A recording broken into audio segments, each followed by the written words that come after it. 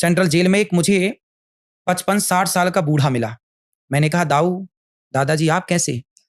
उन्होंने कहा, महाराज जी वो रो रहे थे मेरे को देख के, और वो आखिरी तक रो ही रहे थे। मैंने कहा, क्या हुआ, आप क्यों रो रहे हैं? बोले, महाराज जी मैं अपने आप को कभी माफ नहीं कर पाऊंगा। मैंने कहा, आप जेल आ गए हैं? बोले, जेल मेरे लिए बहुत कम है, मुझे और ज्यादा सजा मिलनी चाहिए। मैंने कहा, क्यों, आपने ऐसा क्या गुनाह किया? बोले, महाराज जी मैंने अपनी पत्नी का मर्डर कर दिया। मैंने कहा, क्यों, क्या गुनाह किया था उसने? बोले, कोई गुनाह नहीं किया था।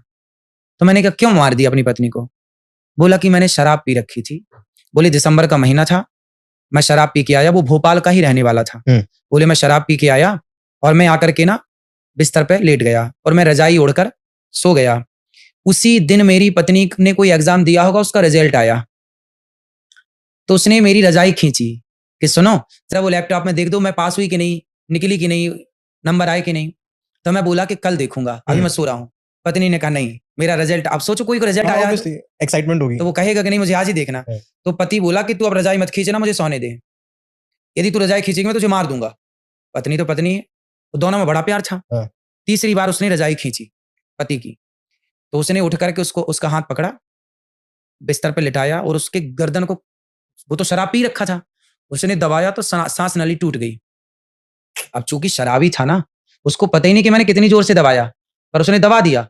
ऑन द स्पॉट उसकी पत्नी मर गई और रात भर वो दोनों पड़े रहे एक साथ। उसके पति को लगा कि चुपचाप सो रही है। जब उसके नशा सवेरे उतरा तो देखा पत्नी बगल में सो रही, हिलाया, हिले नहीं।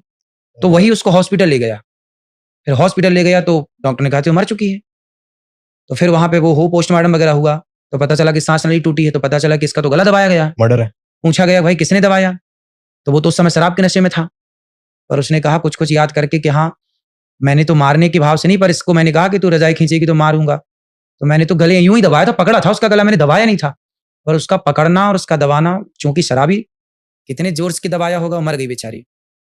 अब उसके देखो पत्नी मर गई, वो चला गया जेल मर्डर केस में, 20 साल की सजा, और बच्चे हो गए अनाथ।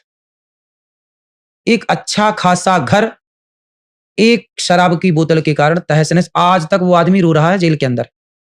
किसके कारण? ये शराब है। जो मैं कहता हूं कि शराब मत पिया करो, तो शराब साहब क्या ना कराती। इसलिए बड़े बुजुर्ग कह गए हैं शराब ना पियो, हंसती खेलती जिंदगी में आग लगाना है तो शराब पी लो। अब उसकी पत्नी तो मर गई, वो जेल चला गया, बच्चे हो गए अनाथ, कौन पढ़ाएगा?